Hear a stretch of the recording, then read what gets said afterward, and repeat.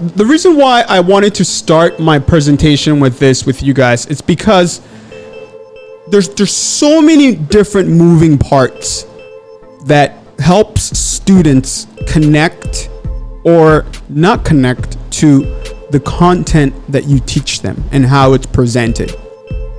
And for me, what I've learned is it's about how that connection happens in order to maximize the actual engagement.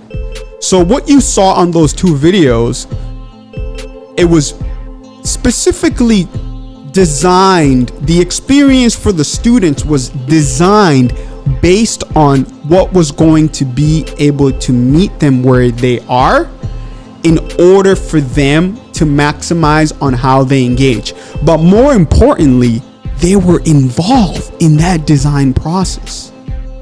And a lot of times I find that some teachers are afraid of letting go some of the power that they have, because then they feel like, then what's my role here if I'm completely allowing my students to contribute to what their learning experience is going to be within my classroom.